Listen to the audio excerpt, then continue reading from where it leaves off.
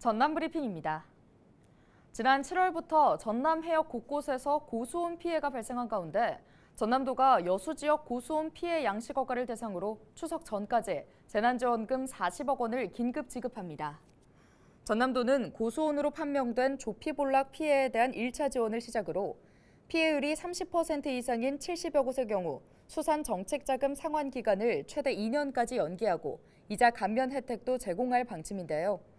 이와 함께 피해 원인을 분석하고 있는 부세와 농어 등 8개 어종과 완도, 진도, 신안에 대해서도 고수온 판명 결과를 토대로 다음 달까지 2차 재난지원금을 지원할 계획입니다. 김영록 전라남도지사가 중국 에너지 저장 장치 시장 점유율 1위 기업과 5천만 달러 규모의 투자 협약을 체결했습니다.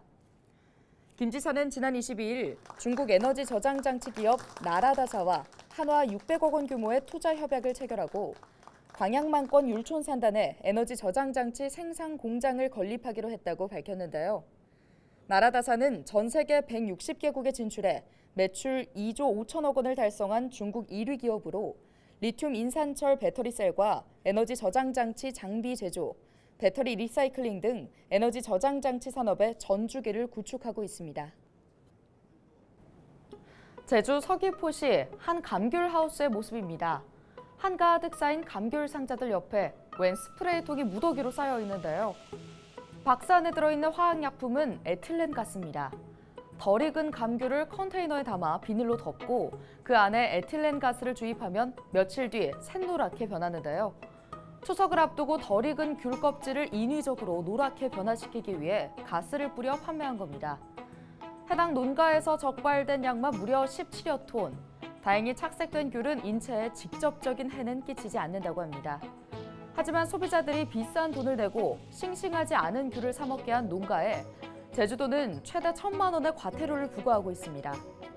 경찰은 명절 전 제주 감귤의 이미지를 훼손시키고 소비자를 속이는 행위를 뿌리 뽑기 위해 적극적으로 대응하겠다고 밝혔습니다.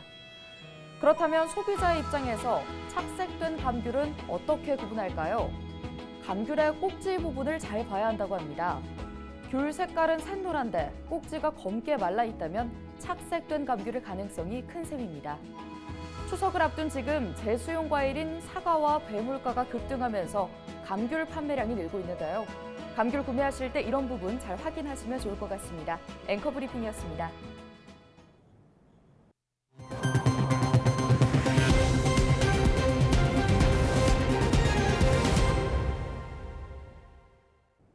지난 주말 열린 2023 순천만 국제정원 박람회 불꽃쇼에 역대급 구름 관중이 몰려들었습니다. 순천만 국제정원 박람회 조직위원회는 불꽃축제가 열린 지난 23일 오천 그린광장과 그린아일랜드 등에 10만여 명의 관람객이 운집했다고 밝혔는데요. 오천동 일대에서는 한동안 휴대전화가 먹통이 되고 음식점이 마비되는 등 불꽃쇼의 인기를 실감케 했다고 설명했습니다. 국가정원 불꽃쇼는 기술력과 노하우를 가진 기업 한화가 조명, 레이저, 음악과 함께 화려한 불꽃쇼를 선보였습니다.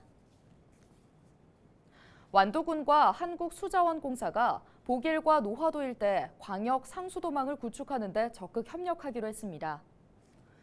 두 기관은 지난 22일 업무 협약을 맺고 사업비 679억 원을 투입해 상수관로 31km, 배수지 1곳, 가압장 2곳 등 하루 1,003제곱미터의 물을 취급할 수 있는 광역 상수도망 시설을 구축하기로 했는데요. 완도군은 올해부터 설계에 돌입한 뒤 오는 2027년까지 공사를 마무리할 계획입니다. 지난해 완도는 가뭄 때문에 보길도의 수원지인 부왕저수지의 저수율이 한때 4.39%까지 낮아져 제한급수를 시행했습니다. 해남 고구마빵이 농림축산식품부에서 주관하고 있는 우수 외식업체 경진대회에서 대상을 받았습니다. 해남 고구마빵은 해마다 지역에서 생산된 고구마 100톤과 유기농 쌀 10톤을 매입해 가공품으로 내다 팔면서 지역 농가 소득과 경제 활성화에 크게 기여하고 있다는 평가를 받았습니다. 지금까지 전남 브리핑이었습니다.